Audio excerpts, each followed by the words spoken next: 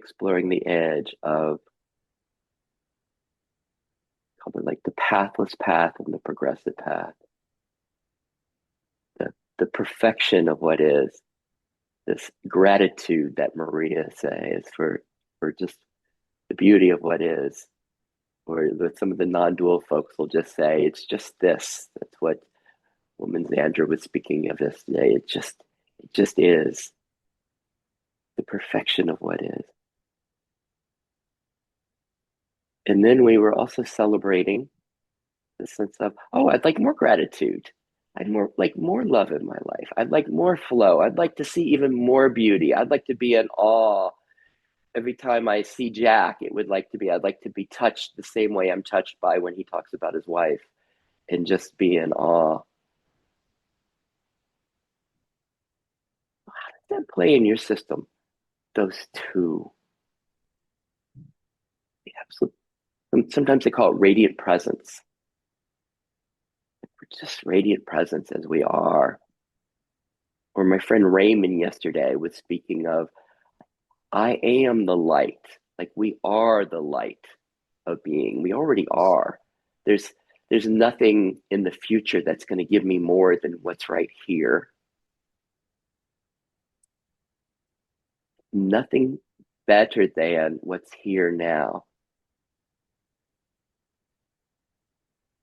Or this guy named Sailor Bob used to ask this question: what's wrong with now? And it's just, what's wrong with now? And then just for fun, to make this quite real, is if you were to look at my square and to notice seeing me from that place of self, nothing more is needed, the perfection of what is. Like, this is it. You know, the beauty of Sid as he is, the innocence of Sid is just, this is it. And then to notice what we call parts in IFS, the different narrative voices. It's like, well, how could Sid be better? What could be better? How could he do this better? What could be different? And notice the narrative voices that come up. It's like, oh, he could be more fun. He could be more like Jack's love. He could be more like this light of being that Raymond speaks of. He could be more of the joy of Goli, or more of this gratitude that Maria speaks of. Or he could be younger. Gosh, he's kind of old now. He's 58. I mean, he could be younger and more vibrant. It's like, notice what comes. Like, how could Sid be better, different? Like, notice the parts that come up in speaking about the square here. And that's the easy game. Like, it's kind of easy as we do it in looking out at others to notice that discernment. And this is when it's going to get a little painful. If you look at your own square, or just, you can have your eyes open or close, and you're being with yourself and being with your image. First off, how do you do with finding like what's wrong with now? Seeing just the perfection of you, the radiance of you, the gratitude for, wow, look at this. It's like looking at a child. It's all you see is perfection. Can you enjoy that? Can you enjoy, hey, this is me. Look at this. Look at this. Look at me. Like, see, how are you in finding like the real enjoyment of what is, the beauty of you, this divine light, this aliveness, this innocence, this joy, even this fear, like the full package of you. How are you in seeing, in being in the now as you, and looking at you and really enjoying this, celebrating this? Oh, I'm here, everybody. Look, it's me. And then in contrast, let's see if we can hear the parts. as you look at you, what parts come up? What innocent parts come up and say, gosh, it's kind of juvenile with the game Sid's playing. Like, that's not real. What's true is, we could be better if only we had done this. If only I had made a different choice in my life would be better. Oh, those mistakes we made. Oh, how long it's taken to get to where I am now. Oh, but I look on YouTube and I listen to Eckhart or Rupert, and I was like, there's so much further I need to go. What are the voices? What are the voices of shoulds that come up in your system? And just for fun, like, can we step back and can we hear how many of them can you be aware of? It's like often we get kind of blended with one voice, maybe a critic voice, a spiritual achiever voice. In effortless IFS, we kind of like, can we see the theater of our voices? Can we see this, like, these different voices, almost like in the movie Inside Out, these different aspects of us? Oh, this one that's like, oh, life would be more fun if, oh gosh, you really screwed up, and a sense of shame that comes, and a sense of I want. As we can hear the theater of our voices, what's that like inside of you? Can you step back and see it? And what's that like? Is it like a theater, a stage? Is it like you notice them in your body? How do you become aware of multiple voices here, multiple aspects of you? And as we play, what are you aware from? Are you aware from a witness part? Or are you aware from this awareness, this presence? And then lastly, as you look at your image, what are the three loudest voices in your theater that are here?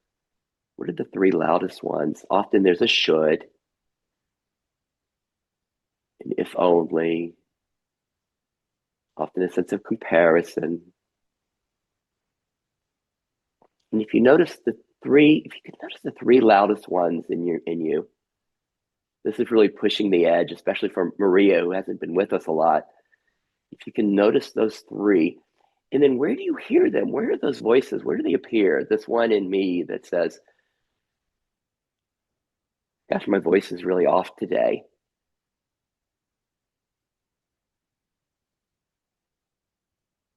This one in me that says, and Sid, wow, you should be a little bit more balanced, more spacious as you speak. Like, where do you hear the voices? Are they inside your head? Are they in front of you? Are they in your heart? Are they in your pelvis? You get a sense of where those three voices are. And then, what is it that they're longing for? Maybe just hear the loudest one. You hear this loudest voice, the loudest commentator about you. Maybe it's critic and achiever. What is it that it wants? Is it, I want okayness, I want peace, I want acceptance, I want connectedness, I want belonging, I want love? What is it that that part wants as you hear that voice?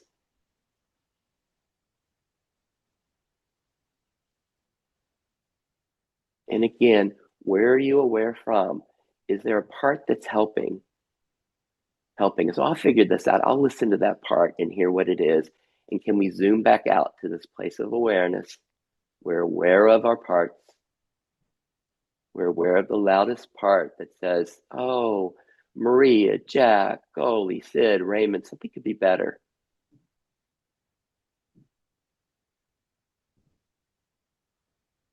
What does that long for? What's really being longed for? And then just for fun, what's most like what's being longed for that's here now? If it's longing for peace, acceptance, okayness, belonging, love, what's most like that which is already here as you, as this beingness? And then what's the next loudest voice that appears when it comes to seeing the perfection of you? Like, game over, I'm already here. I am this beingness. I am this love. Like, what other voice comes up? What's the second loudest voice that says, yeah, right, you're in some spiritual illusion here? What about reality? And as you hear the second loudest voice, what is it that it's longing for? Is it flow, ease, okayness, acceptance, peace, love, belonging, care, nurture, being heard? And what's most like that, which is being longed for, that's here now? You can hear the longing, you feel the longing. What's most like what's being longed for?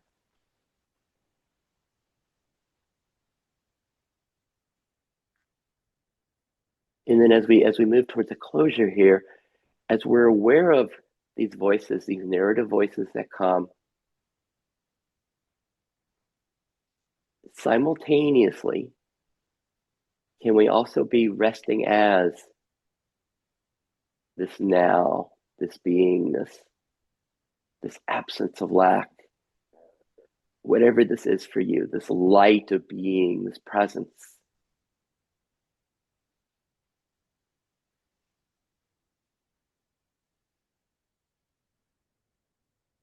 And how does that happen? Does something sink in? Do you fall back? Do you lean back? Do you open up? Let's do that a little bit here. Let's just kind of, from this imminence of being intimate with the parts, let's let ourselves step back, fall back, ease back into the beingness, to this background, to sink in. Yesterday we were playing with it as if it was a reclining chair. Let the chair just kind of reclines back into self. What's this like as we fall back together into this beingness, into this self? Is it like the parts, those narrative voices, become more distant? And let's just fall back even further and let it just pervade us. We are this fulfillment. We are this okayness. We are this light that my friend Raymond speaks of. Or perhaps we are this emptiness that Jack speaks of, or equanimity. And can that be so loud now that you can barely even hear the narrative voices as we sink into this? And just for fun, let's go the other way. Let's slowly move where the recliner moves forward, where this beingness, relatively, the volume of it decreases relative to the parts. And we start to hear the parts louder. We start to hear the voices louder. We're moving towards the voices. So maybe here we're aware of both. We're this beingness and the parts. We can hear the voices loud. And just for fun, let's keep moving forward into this immanence, and let's let them blend some. Let's see what happens when this narrative voices, when they blend. Oh my gosh, I do need to change. I am wrong. What am I doing speaking here? Look at my face, all these wrinkles and Sid. It's like we can start to even feel them as we blend with the parts. We can even see if we can even identify some. This might be really painful. Identify as these parts, these voices. Oh, there's something wrong with me. I should change. I could be better. We won't feel that for very long. Then let's back up a little bit. Let's zoom back out, fall back again, let more self come in. And then what's the ideal location for you of the both? Where do we fall? We're not going all the way back where there's only beingness again. What's the right spot for you in the reclining chair, where there's perhaps in IFS we call it self-leadership, where self is 51%, it's prominent, this beingness. And at the same time, we're in our full humanity of the parts. Maybe we're not blended with them, but we're fully aware. We're feeling the parts too. What's that like for you? Or where does your system want to rest in these two? What's it like, the marriage of what Locke Kelly calls aliveness and, I forget what he calls it, the other. Jack will have to tell me if it's beingness or love. The both and, how does that play in you?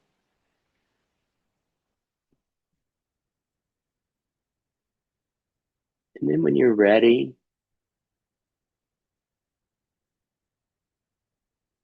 let's just notice, how are you? As I ask you both, as you ask you all, how are you right now? What's it like being you?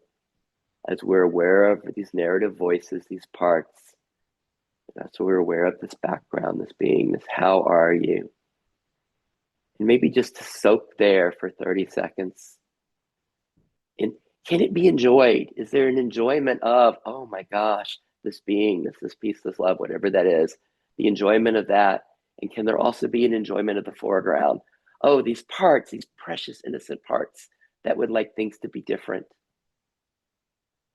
And as you rest in that, see if there's enjoyment. And I'll just do my quick housekeeping. Just the two things: that I'm a mediator, I'm not a psychotherapist. For me, we're friends and colleagues exploring together. If everybody's good, being responsible for their own journeys. If I could get a thumbs up from you, please. Thank you. And secondly, I've got this being recorded as always, but only my square is ever shared. However, your audio could be shared. If there's ever any discomfort at all with that, just let me know and you become a co-host and you push pause when you share and it's not recorded.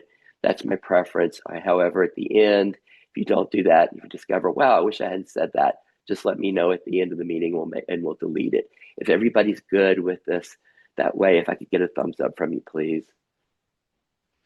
And lastly, as we're coming back together, how are you? What's it like being you? And what's it like being with the four of us? What's it like being in this shared space? What's it like being you? What's here? What's here? Who would like to share first? What's it like being you? How are you? How is this experience? Or what's alive for you? What's going on?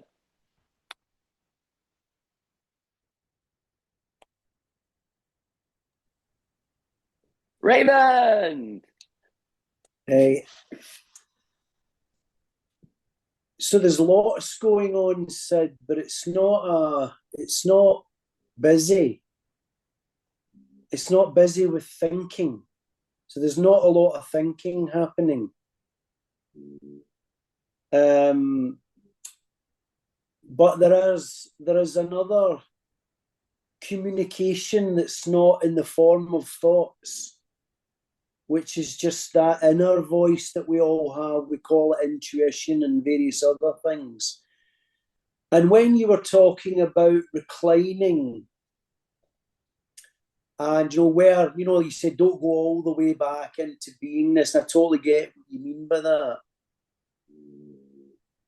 But it just kept coming to, so I've been thinking about the number 3 for some reason, but things coming threes, and I was thinking of, what does this feel like to me right now in that space of being? So thoughts go quiet. It's almost like an inside trance. I'm fully alert, but I feel like I go into a kind of a trance. So thoughts become silent. I'm not kind of doing that. There just seems to be another kind of power that draws that into stillness and silence. And then the surrender. So when you said, you mentioned Sailor Bob, and you said, what's wrong with now? And there wasn't anything wrong per se, but the surrender for me was when I stopped fighting with thoughts. So thoughts we're in this world where we'll always have rising thoughts of some description, maybe not all the time. So the surrender for me is like waving the white flag in a war, just being like, I'm not fighting anymore. I'm just surrendering. I'm just falling back, and almost like, and you could say in the language of prayer, although I don't feel like I'm really praying, but I would say in the surrender, I can't do this. I can't stop fighting my thoughts. Please help me. And that's sort of like the inner guru relationship that becomes one at some point, but sometimes feels like two. And just at the end of that little meditation you had there, a, a figure of eight appeared before me in a sort of an inside picture, not in my mind, kind of in my spirit. And it was the infinity symbol. You know, that infinity symbol that's an eight, but it's sideways. It's not an eight like this, it's an eight like that. And that's what it feels like. It just feels like this looping, flowing without flowing. I can only say it like that. Flowing without moving. That's what it senses like.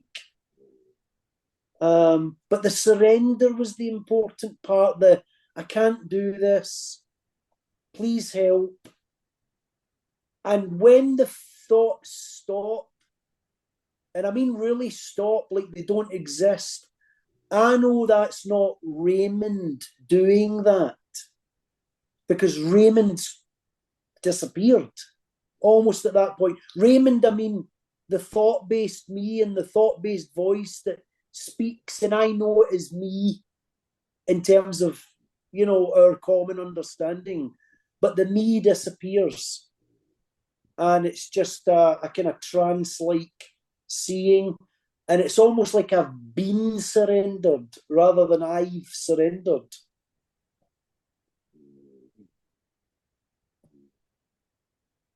Probably a few things in there. Just a few things. What was what was this like? What was that like when Raymond was sharing for you?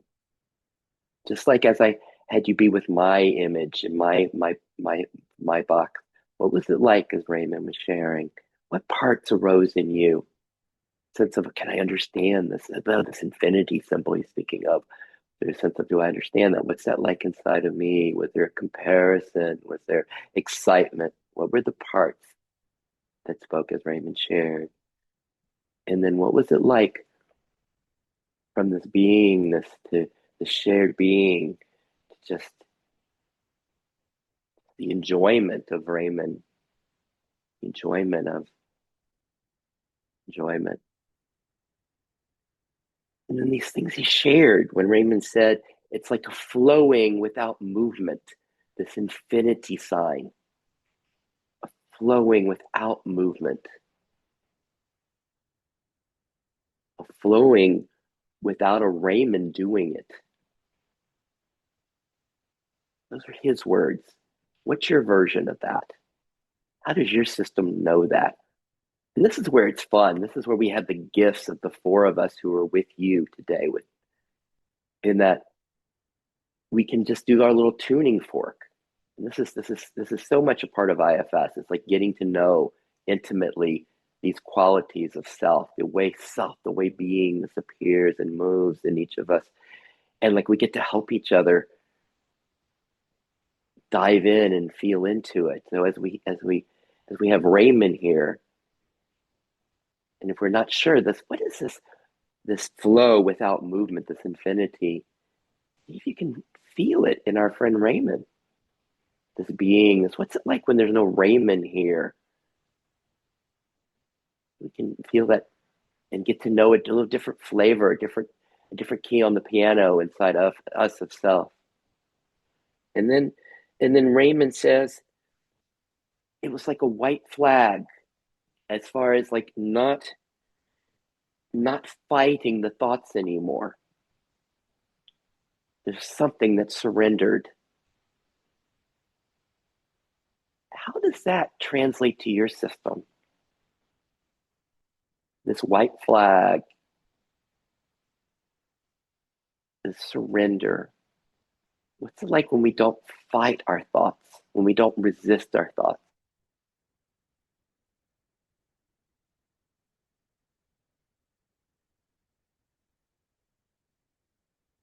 What's that like? And again, we have the gift of Raymond kind of facilitating this part for us. We can feel into how he described it. What's it like when we don't resist our thoughts? And what's that like in your system? When does that happen? When it's like, yeah, I know exactly what he's speaking of, when there's just not resistance to what's arising. There's not a resistance to the thoughts.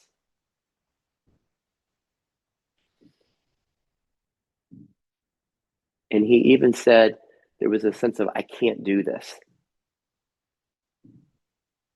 I can't do this anymore. I can't do it. Something that surrenders. And maybe it plays differently for you. Let me ask Raymond if he has anything to add or correct in where I'm kind of reframing how I'm hearing this. Nothing. And then anything bubbling for you guys with what Raymond shared before we move on. Goalie, Maria, Jack, anything arises from his, anything in you you'd like to share? It's bubbling.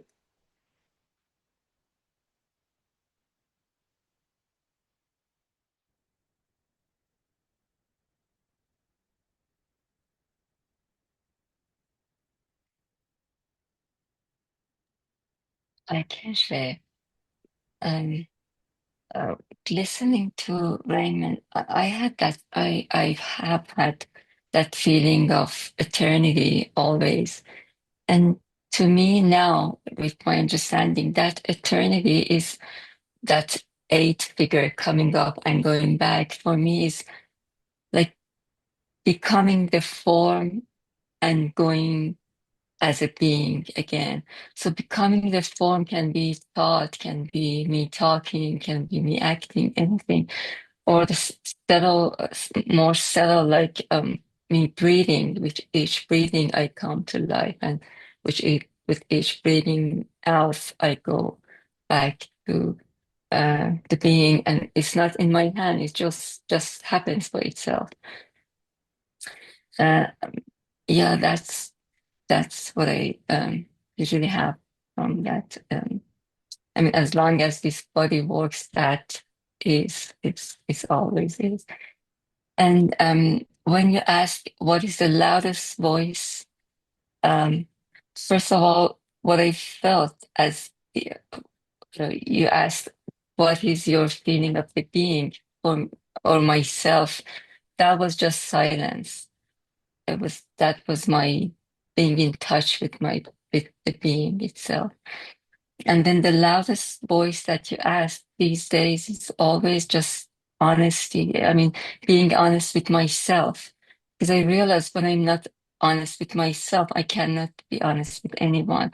Like I sometimes I used to do that a lot, that for the sake of other, I would ignore my feeling. Like I would do something that I don't like to do only for the sake of see the other person happy. But that is not true, because when I lie to myself, with something in me says you shouldn't do that, or I feel not comfortable doing something, when I do it anyways, because I'm lying to myself, I'm lying to other person too. It can be like I just say, yeah, I'm doing it for them, but it cannot go further. And I mean, in one point, I just blow up. And then the other person, because they didn't know, they thought I was honest, so it ruins the relationship. So that's the loudest voice for me for now. It just says, be honest to yourself. Just listen to your own feeling and then act out. And this honesty is the loudest voice. Does it have a spectrum or different feels of the honesty? Or sometimes the honesty has what we call an IFS, like a burden to it. It has a charge. It has a personal burden, a charge. And then other times it feels almost like it's just transparent. It's just authenticity. It's just almost like the beingness. It opens up to the beingness as in moving through the personal, moving through the form. What's that like, Goalie, in this personal honesty that's speaking? Any thoughts on that? For, for me, it's just listening to mm, deeper I. Because when I do some stuff um, from habit, like um, I don't know how to say it, like yeah, just listen to the deeper being, to the silence inside. That talks to me, that can talk to us. That's the actual being there is. So something in my heart, and it is in body, when I do something that I don't want to do, something in my heart says no. Like the heart gets, it is physical. It just talks to me. It says, and I used to ignore it a lot. I mean, as it goes by, I am learning to listen to it. But yeah, that's at a lot of harm for myself and for others around me. Wow. So just for all of us, how does this honesty, this authenticity play in your system that Goldie's speaking of? Because there's some systems, there's a movement called authentic relating that like in the depth of it could be a kind of a spiritual non-dual practice. And this idea that if we go, just as Goldie's pointing, so deep into our honesty, into our humanity, into the listening, into the authenticity, that it's like beingness shines through. It's like this is where parts and self, parts and beingness meet. It's where the human is kind of an embodiment of. It's like there's such a Rupert will speak of the transparency of content. It's just it allows the beingness to shine through. This is what I'm hearing some in our friend Goalie, and like how does that play in your system? Like this raw listening, this honesty, this authenticity that can open up to the light of being, the two coming together in this play. Um, and and we'll open this up to see if there are any responses to this. But then the other thing that Goalie spoke of that was so enjoy was what you called this back and forth, this feeling of eternity, and then the becoming form to being this timelessness of eternity to time in form to Goalie, the person in form and time, back to eternity in this movement. And then perhaps where the veil between the two even becomes less and less. And maybe that's what we're perhaps hearing in some of this honesty and authenticity. Goalie, anything else to add to what you've shared with us?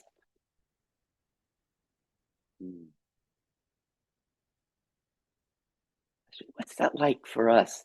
How does that play in our systems? I'd love to hear from at least somebody, one or two of us in that, what Goalie just shared. Yeah, Maria.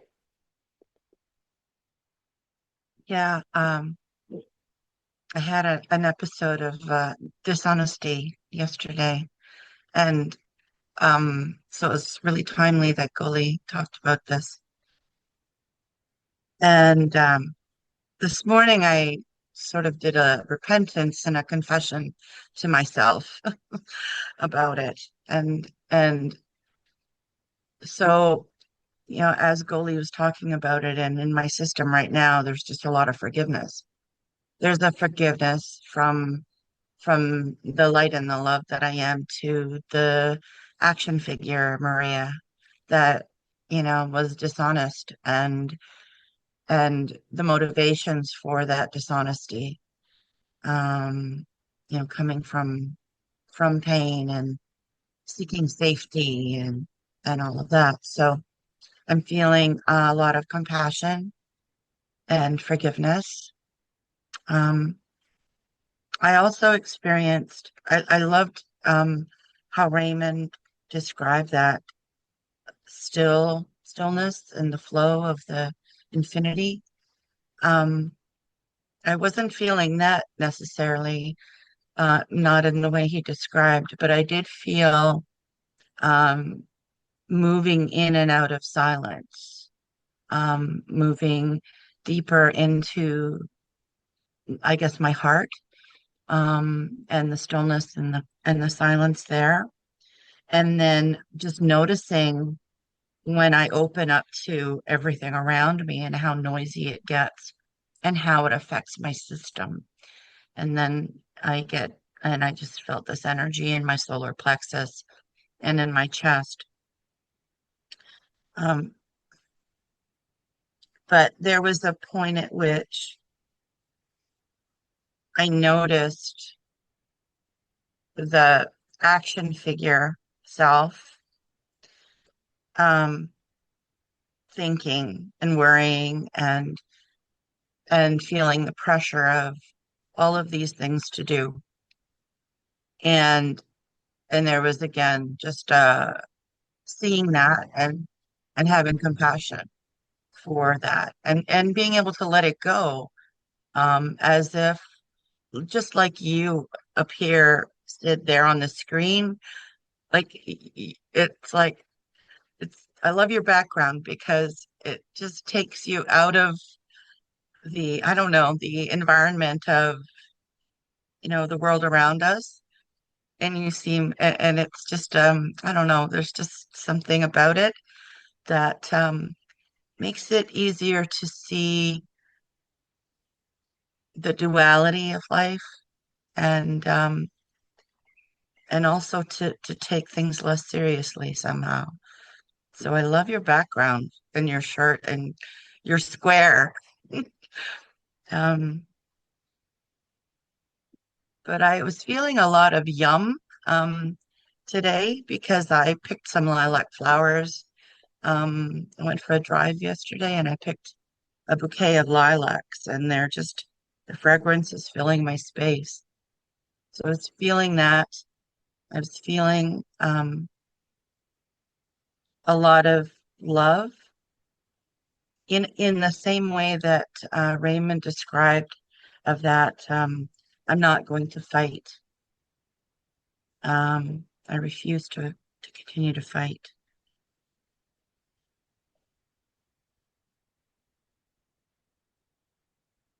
Yeah, mostly myself. Mhm.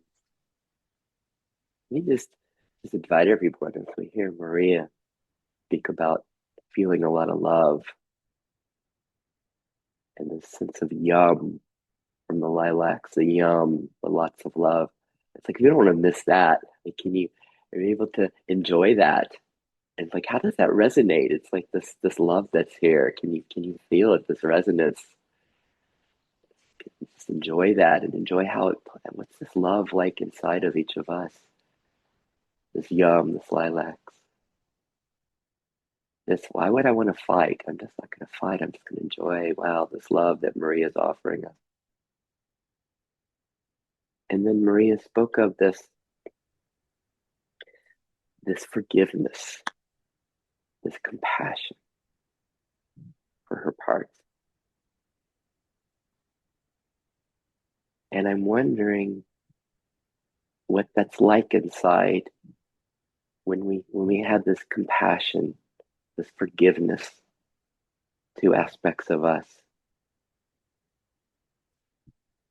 When you hear Maria speak of that, how does that translate in your own system? What is that sense of forgiveness, the compassion, the love of, and don't you love her word? The action figure, Maria. Action figure, the love of that, the forgiveness of it. What's it like inside you? The forgiveness of the action figure Jack, and the action figure Goalie, action figure Sid, action figure Raymond. Forgiveness, the compassion. What does it look like?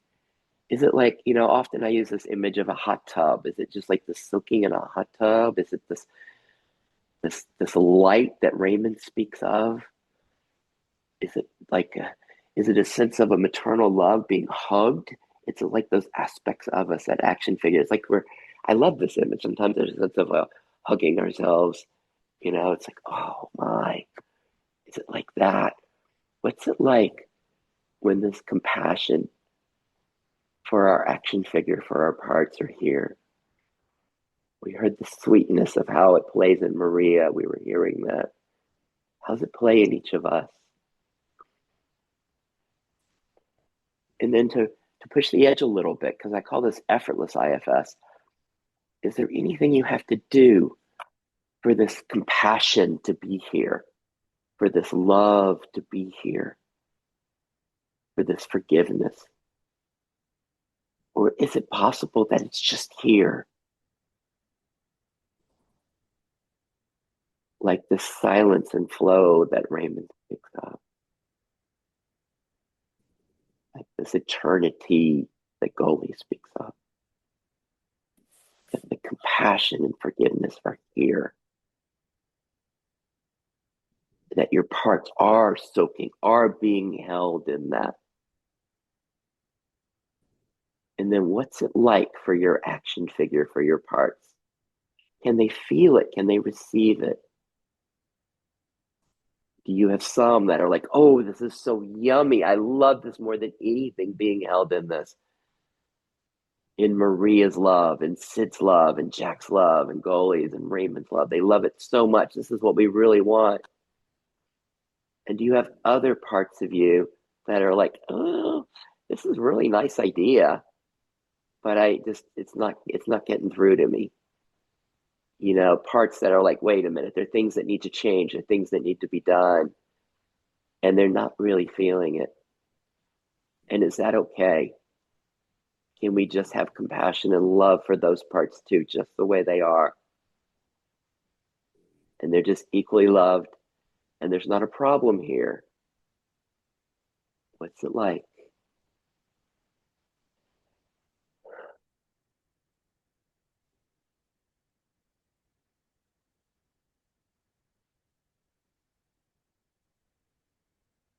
And then the last thing, Maria spoke of,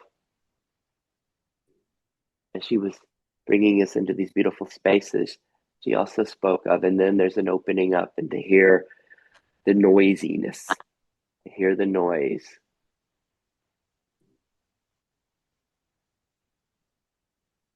What's that like in your system? We open up, it's like, well, there's a lot of noise out there. If I really open up, and maybe if it's opening up to your inner system to hear all the parts, or opening up to the world around us. What about that? Is that any different than just the loving of our parts? Or do we touch our capacity? Well, that's a little too much. We're not going to turn on CNN or Fox News right now. We're not going to do that. Well, I don't want to let all that noise in. Or is that noise any different than our precious parts that are being welcomed? And is there a wisdom, a clarity here that says, I'm just going to kind of have some boundaries on how much of the noise I let into my system? Because if I let too much in, it's hard to maintain this place of love, forgiveness, care, eternalness. Raymond, you got something? Yeah, I feel like a little boy again. I'm like, pick me. I'm definitely feeling like that, right? I'm louder, please. In the spirit Louder. of honesty. But when I was listening to Maria there, and I'm going to just say it as I was thinking it, Maria, so that was perfect. That was the word that just was coming to me, like, you're perfect. You've totally, in these moments that you explained, your little schmooze yesterday, and how you felt about that today, and how you forgave yourself. And I was like, and I suppose if I can say it like this, I felt if I was God in that moment, right, that you were speaking, I was in myself, I was like, I'm so pleased with you, Maria. I'm so pleased that you're embodying this normality of humanity, and at the same time, all this love, just compassion and forgiveness, and perfect, just absolutely perfect. And that was very, like, I just felt like I was really pleased. So it was bringing me a lot of joy, just the honesty of it. And at the same time, I was experiencing how the Lord, if I can say it like that, the highest self, whatever,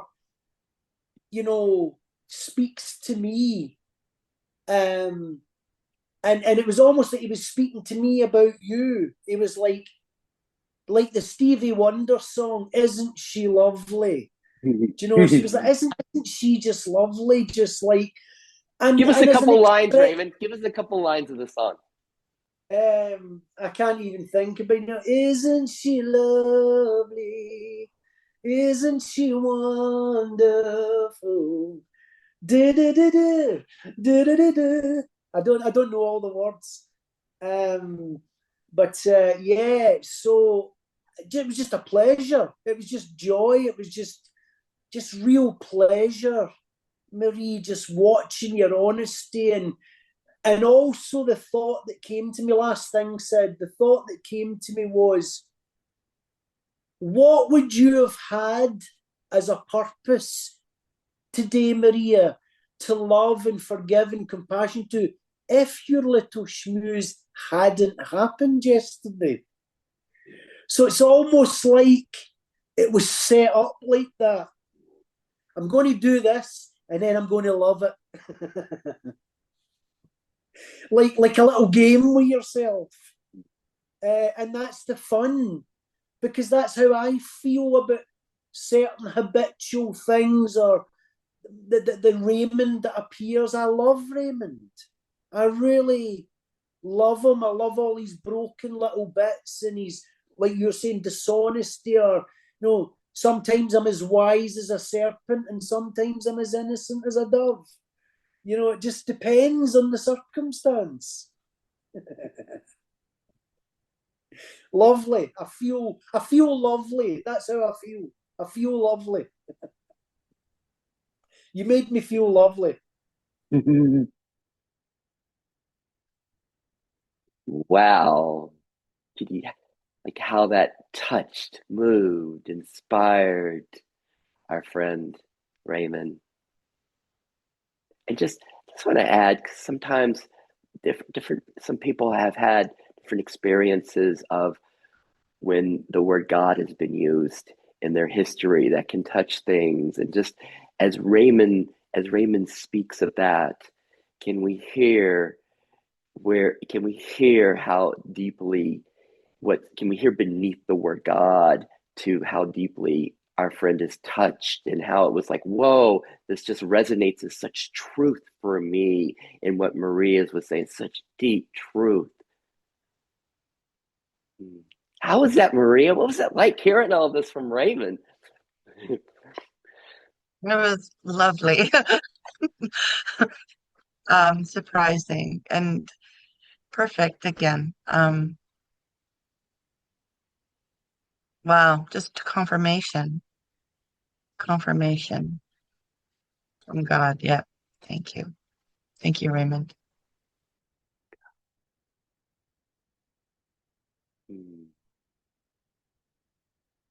Going on? What's bubbling? We haven't heard anything from our friend Jack yet, other than from the very beginning where he inspired us all. How's this going, Jack?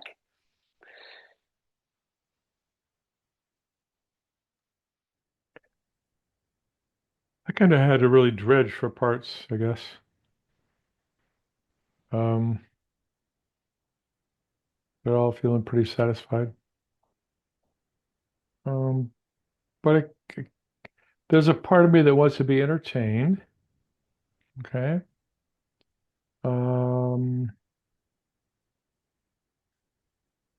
There's definitely a part of me that wants to love. That's a part. And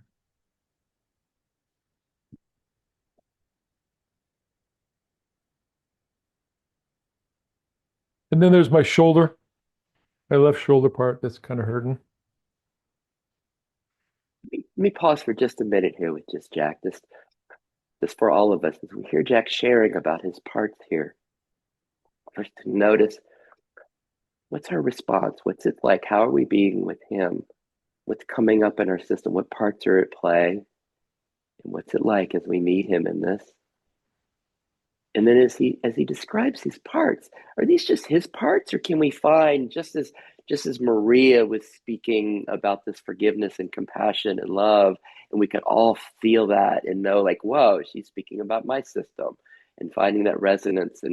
And as Raymond was singing his song to Maria and us, isn't she lovely? As we were all resonating with that, is it possible that we could do the same thing with these parts as Jack speaks of these parts? As he speaks of a part that wants to be entertained, an aspect in his system that wants to be entertained, wants to have fun, wants to be entertained. Can we find, like, wow, I know that part too?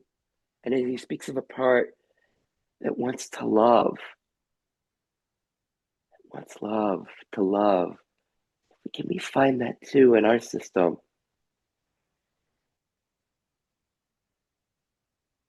And then I lost that. You had a third part that you mentioned, Jack, and I lost that. What was that?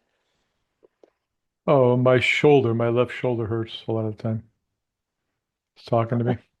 Yes, like in just the sense of, oh wow, is there any discomfort in my body? Just like his, there's left shoulder. Like, what about in your system that's here now?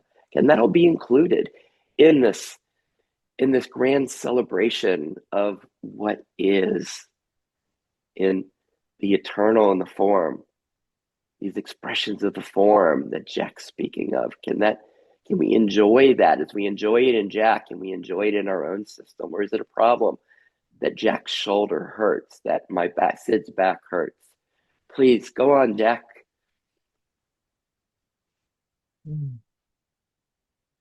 Other than that, I'm just feeling pretty peaceful.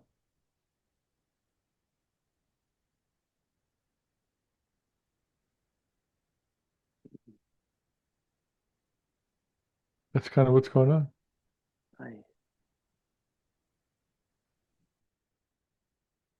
And it's Jack. I love his line. He's dredging for parts. There's a dredging, there's a looking, there's this awareness, like what's still here? And sometimes in IFS, we think about it this way, because we think about this eternity, this love, this compassion that we hear Goli and Maria speak of, this light that Raymond speaks of, that it's like the sky, it's always here, it's our nature.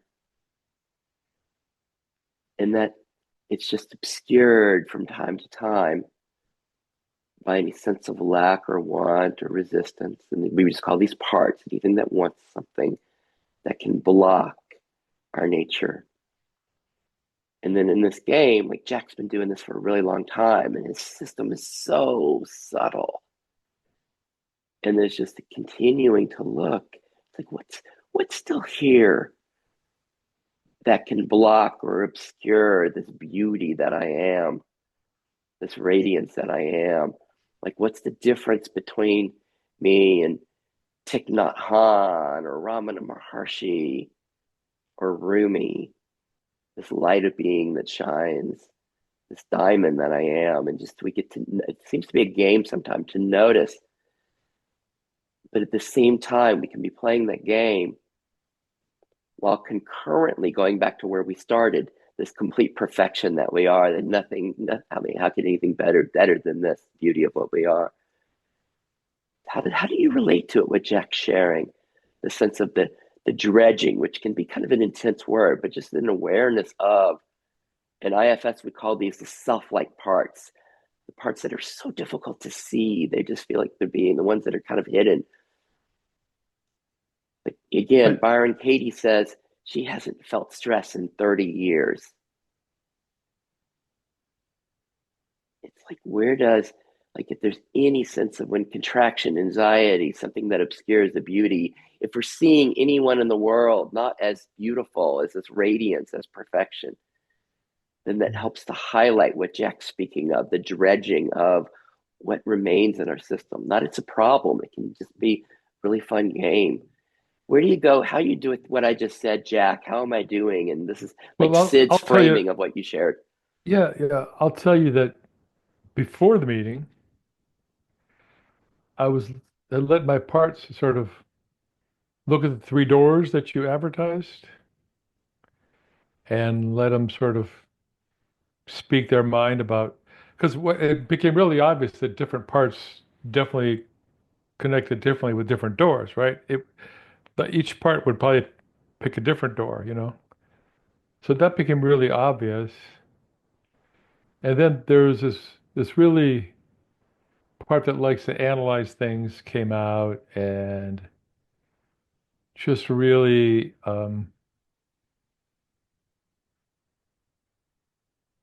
sort of playfully, yeah, it was really kind of playfully, sort of started pointing out how dualistic all the three doors could be seen by the parts, right? So, but that's sort of the way parts see things, right?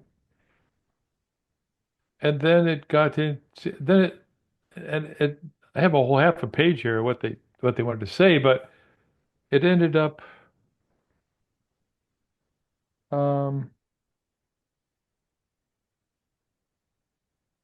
it is a part something to be aware of, right? Is a part something to be aware of? Is a question I was just sort of asking, you know, does that make sense? And I feel like it does in some way, but another way it really doesn't. And then my parts really sort of focused in on the idea of compassion because my parts would say, oh, if you've got compassion, you've already got love. So love and compassion feels redundant on the love side, right? Because that's sort of the way I see compassion, right? Is that if you love someone and you see their suffering, compassion, that's the formula. I can't not be compassionate if I love someone and I see them suffering, right? So, uh, the other thing that my part said, well, why would, how could I, how could I want awake awareness? That's something that's so impersonal, that's so everywhere. You know, how does it, how, it's not even something I could have, right? It's not something I could have, if you know what I mean, right? Mm-hmm. It's Mm-hmm. so there, it's like, so as much as awake awareness is sort of a nice place, I'll say to rest for as a concession, it doesn't feel like that the parts can even have it. It's just so there. I don't know if I made any sense. They start speaking Nice, in nice. contradictions, but and then what really, but the other thing that really came strong from my parts was this idea of understanding and how the motivation for the understanding is really everything. Because you can want to understand something in a very non-loving, non-friendly. Mm-hmm. I mean, that's just certainly Yeah, possible. So beautiful.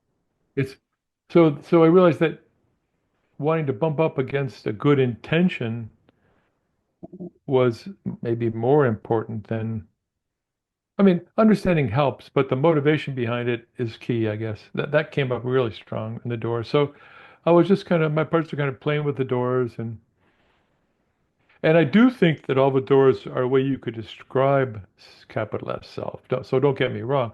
It's not that you Mm-hmm. couldn't describe it that way.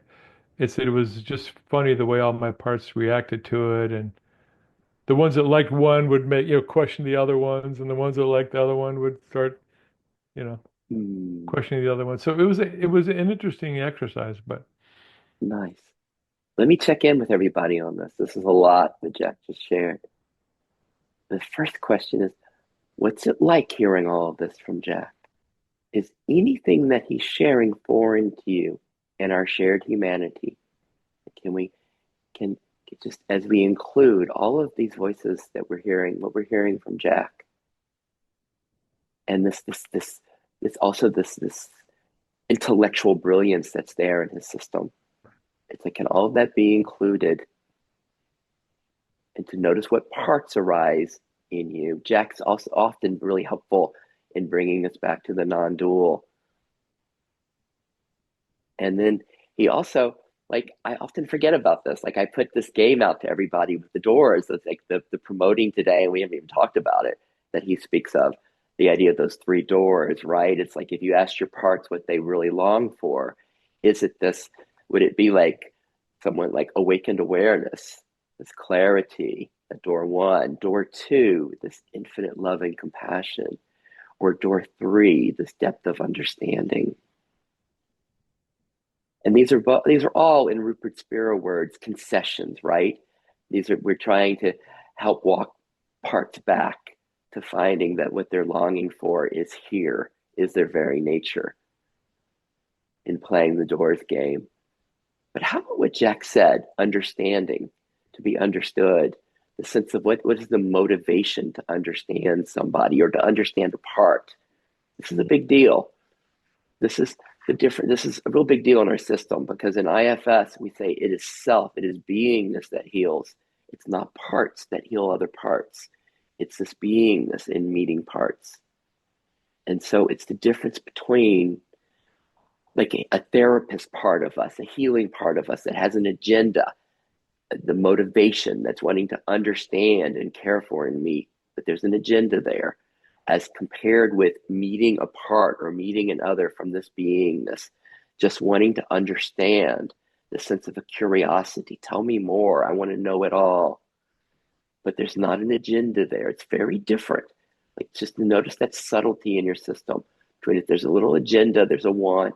Oh, I want to help them feel better. I want to help them. I want to relieve suffering. But there's an agenda. There's a contraction there, as compared with from this love, from this curiosity. And Jack also mentions this, relates to the duality in this game. Like, well, separate parts that are wanting something from beingness. And we can just notice that. That's what Rupert calls a concession. And that's just, it's part of what we're playing in here, this apparent duality.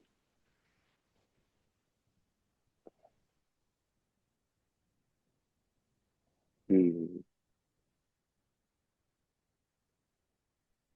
And then the jokes that he shared with us, the jokes. It's like, oh, compassion. How can compassion be separate from love? It already is here. And then the joke of awake awareness. How could you want awake awareness? Like, what is it? It's not something you could really want, because it's like there's no object there. Just to notice how this is playing for everyone. If there are parts that are a little reactive, wow, this is so much to think about. It's so much to understand, and it's a little exhausting. Notice if you have parts that get exhausted with this, and can those be welcomed? And maybe their parts are like, I should be able to understand this just like Jack does. Maybe it's spiritual achiever part that wants to dive into the understanding more. Jack, how are we doing? How was that? And kind of just talking a little bit about what you shared. Anything else you'd like to add or correct? Well, I know I just appreciate your reaction to it. And yeah, I'm curious about how other people react. Is always interesting for me too. So Awesome. What was this like for you guys? What came up? What was it like with your understanding parts? Yeah, Maria, what was that like? Well, I love that Jack brought up those drawers, because I'd sort of forgotten about them. But when I really tuned in, the awake awareness was just already present there, peaceful, expansive, the background of being. And that just felt just so peaceful. The love and compassion just felt like a flood, like the floodgates open. And for myself, um, there's a distinction between love and compassion. I see compassion as suffering with. So if there's a part of myself that is, and I've been doing this a lot lately, somatically, a part of me that is in fear, or a child part, that is wounded, really wounded, I I I suffer with it. I let it suffer, and then I join it and I'm with it forever for as long as it wants me to be there. And that's a form of that's love, and it's all of it. It doesn't exclude the suffering. And then the door of understanding was different again, and it felt like that was where what I would choose, the door I would choose, to understand other people, to understand um, God's God's mind or purpose, um, and how to. It feels like, okay, God, how do I,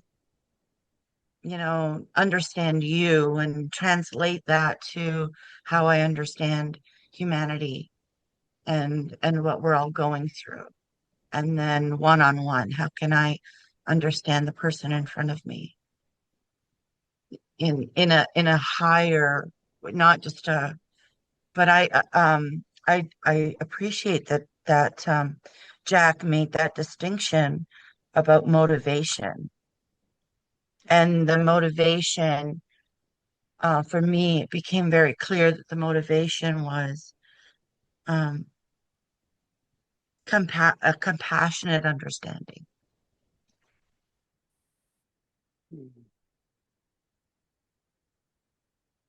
What was that like for all of us? Being with Maria.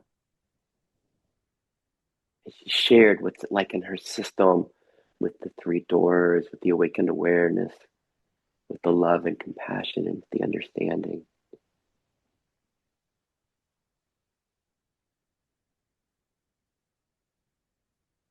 What was it like to hear how she's with parts, how compassion plays in her system and being with the part, feeling and being with it for however long it wants, if it's forever.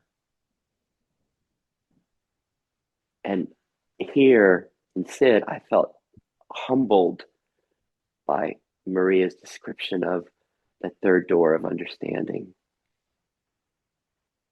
in this yearning to understand the person that is across from her, to understand the mind, essence of God, understand others. Just humbled by that love, that openness, that connectedness with humanity, with everyone, everything, the yearning for that.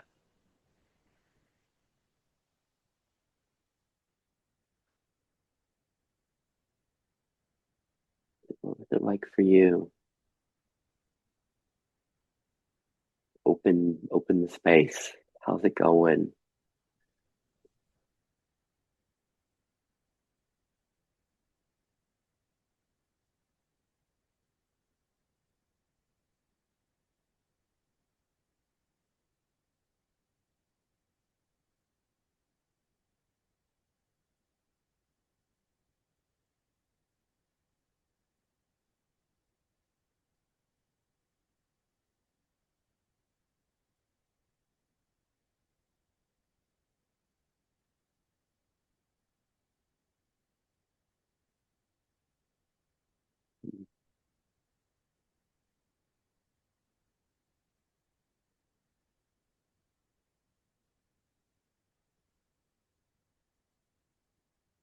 How are you? What's it like being? What's it like? How are you? What's here now? Is there like the foreground and background? What parts are here? Wow, this gratitude Maria shared, and this kind of making sense and being with what Jack was sharing, being with that, thinking about the three doors and my parts, and wow, how did those play with this awakened awareness, this love, this understanding in my system?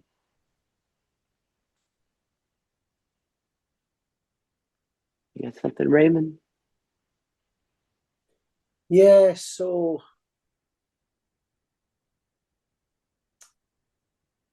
I mean, sometimes it feels a wee bit rude to speak, doesn't it? Because there's such a beautiful silence here. So I know that silence is here. And it's a bit like Goalie said, that I know when I'm then coming forward into form. That is a very good way of, but I know that, but also, why do I come into form? Because I love experience, both both good and bad, usually, or good and difficult, right? Usually the difficult one's always a hindsight joy. And but why did I break the silence there? Because in that silence, I notice as well that, we go on all these spiritual groups and websites and whatever's, and we're sort of in my view, it's like we're seeking to not be human. How can I get rid of all these desires? So when I'm there in that silence, that's what it felt like. There was no desire. But even just for little moments, that's just lovely, because you know that ultimately, so this form, this Raymond form it's been given certain likes and dislikes. And when I'm not in the because I think person is made of judgment, meaning I like this, I don't like that kind of judgment, not legal judgment. So when my person's not there, the likes, the dislikes, the desires, they go. Now, don't get me wrong, they can come back like fire, like a forest fire, at any moment, not at my will, just random. But I love it when I'm not. I do love having no desire at times, if that makes sense. I love not wanting anything. Just like Jack said, just I know that the peace and the silence that we've experienced today, and we can all experience any time, really, you can't buy this as an experience per se. You can't, it's not for sale. It's free.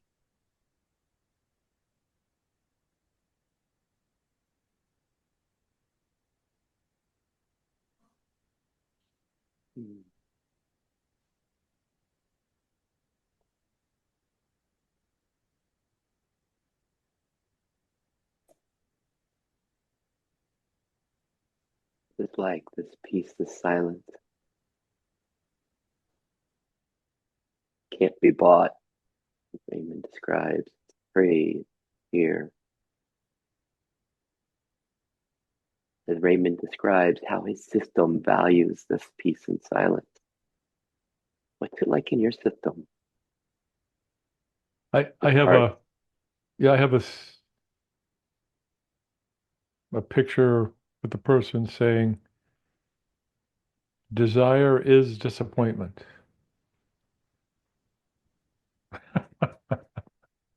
That I keep. It's like my homepage in a way. Anyway, I'm not sure if that relates to what Raymond said or not, but it seems at least parallel to it in a way. It feels both and to me, Jack. So I love the peace and quiet, but I do love experience. So I do like the fulfillment of desire. And actually, there was one time I did a little bit of study and I looked into the word desire, desire. And in some translations, it means of father, of sire, of father, meaning that who is it or what is it really? So when desire is satisfied, let's just say eating something. Let's say I'm hungry and I eat something. and I go, to use Maria's word, that was yummy, right? Let's say, where's the final destination for the sensation of yummy?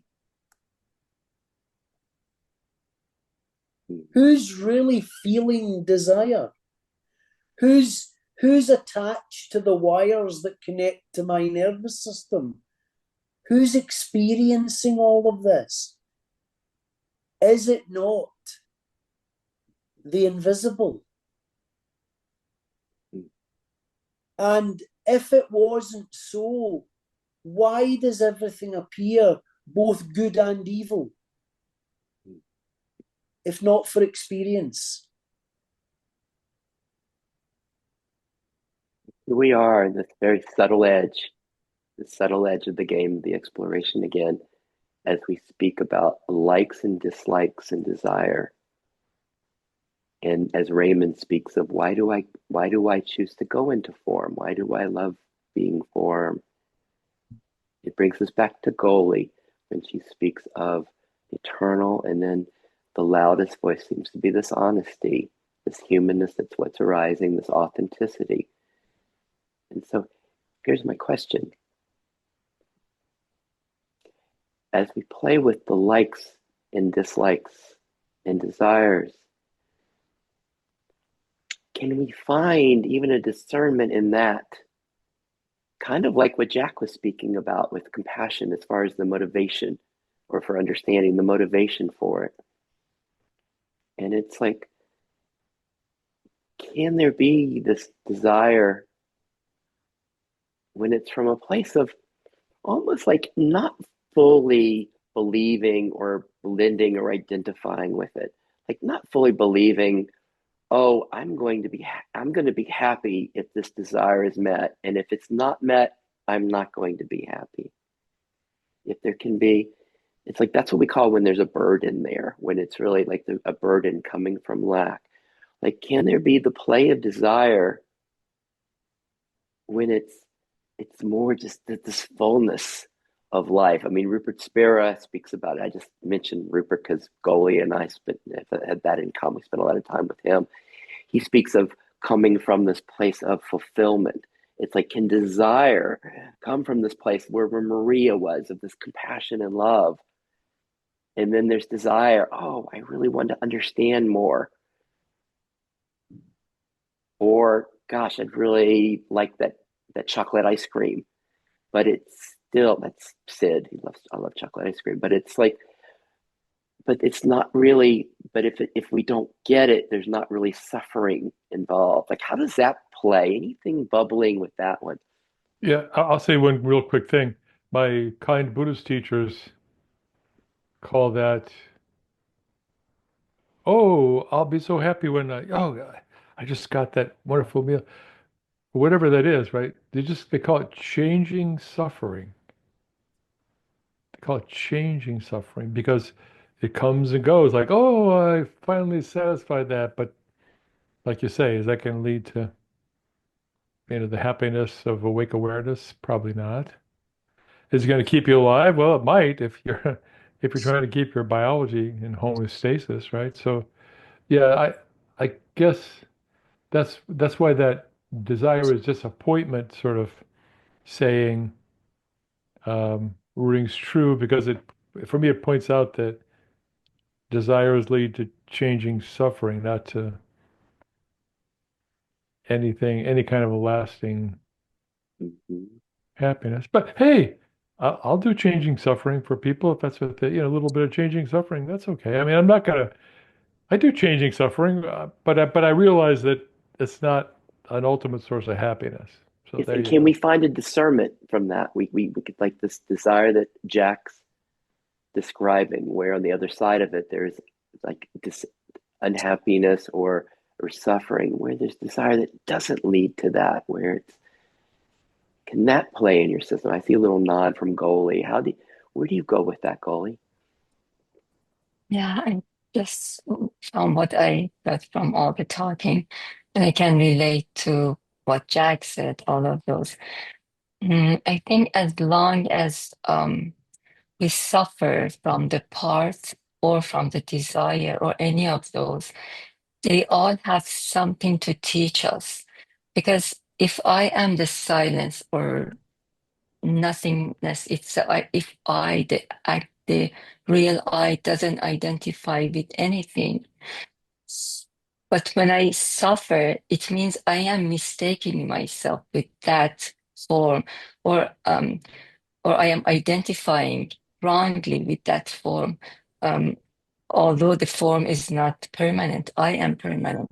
So as long as I'm mistaking myself, the suffering exists. I suffer. But they all have something to teach me. When I learn my lesson, I won't suffer from that form anymore.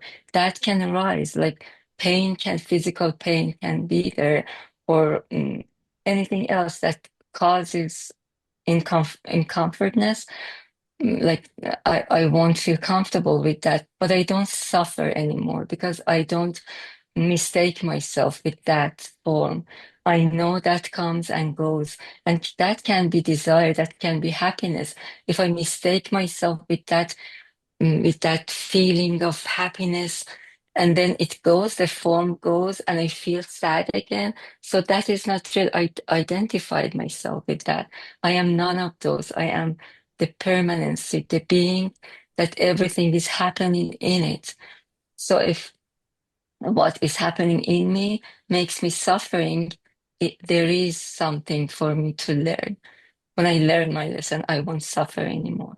And then, yeah, it comes to the moment that I know what I am, and everything happens in me, and everything is allowed to be happen, and everything is perfect.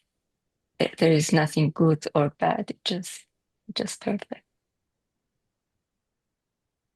Pause here for a moment. What's it like? We're all each of us it's like giving satsang, each of us today,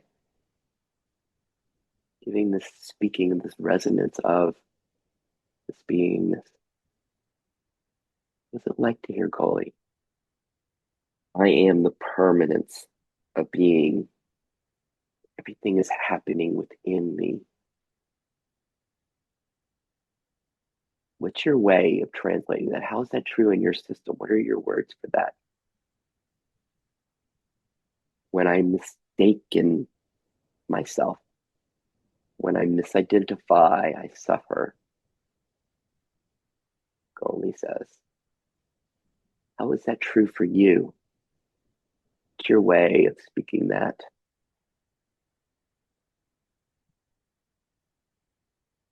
Everything is happening in me. Everything is perfect.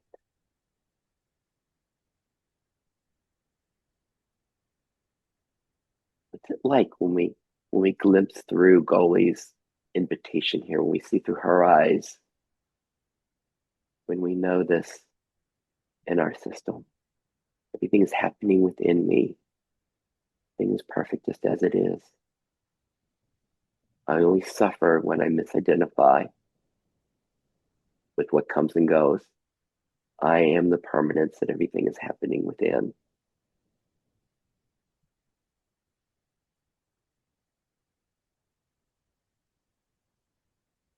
Got like 5 minutes left. What's here? What's bubbling? Yeah, for me, that sense of everything is happening in me sort of dissolves away to there being no inside or outside. Right? So it was, yeah, this sense of being inside or outside just kind of dissolves away, right? Um, and again, I'm really trying.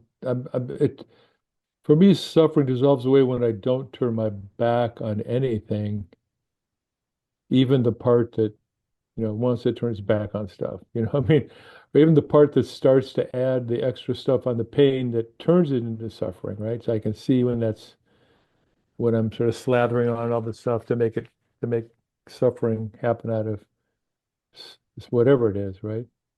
The wish for something that's good not to go away, or the wish is something I don't like to stop, or so yeah, that's the thing that I've been really kind of, if I sense myself turning my back on anything, that's when I sort of feel like suffering is gonna, that's when that's when I'll suffer. I also wrote down, I said, okay,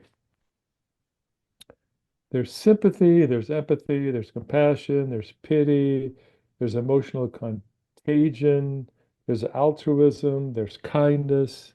There's all these different sort of things which have can almost be opposites. Some of those words I just said can be opposites, but they also kind of point in the same direction of how you're feeling about these supposed others, right? And for let me me, just compassion involves some action. Like I, not only the suffering, but I really kind of want to do something. That's a different. And I was saying that love was redundant. I just meant that if there's compassion, there's love there, not that they were the same thing exactly. But yeah. just the gift of what Jack's sharing here, in that he might have a completely different understanding in his system, or it's alive and it could be a completely different way than how it plays in Maria's. With as he uses these words, he might have a completely different system of this awakened awareness and compassion. And I'm just gonna just to see if there's this little. Sometimes there are parts that kind of grab onto. Is there any sense in our systems that kind of our understanding might be better than someone else's understanding? Our way, our interpretation, our depth might be better than, as we hear this, or can we fully enjoy Maria's and Jack's and Goalies, even if they're completely contradictory? That this the innocence of all of our of these human experiences of finding our ways home, finding our way home to this beingness, to our nature, that we have all these different. It can be very different. And someone might come up, no, it's about anger. It's about expressing all the anger and being angry. That's the way home. And it's like, how are we with that? Just to notice. We're almost out of time. We got like a minute left. Let me just, what final words? What's here? This has been so amazing today. I actually feel we all said the same thing, exactly the same thing with different languages. I don't see any difference between what Jack said or I said or Maria or Raymond, really. Yeah, I felt the exact same. Said in that little teaching that says that it's like a body. So somebody's the hand, somebody's the eye, somebody's the mouth. Different expressions with different sensitivities, but all just still one. So yeah, it was just, to me, it was exactly that. No dispute, no comparison, just an admiration for that particular expression and a necessity for it being there. The hand can't say to the foot, I don't need you. I need you, is what I'm saying. Yes. Any more final words?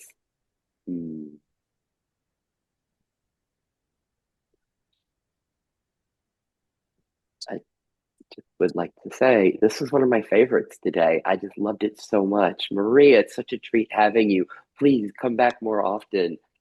And just the wow in the five of us, the co-creation, and how we brought things up for each other through the authenticity and honesty of our systems, and how the dance of all of that together, of us, the five of us. Thank you so much. This was, wow, what a great time. Thank you for coming and what we did today. It was beautiful. Yeah. Mm. Thank you so much. Thank you, guys.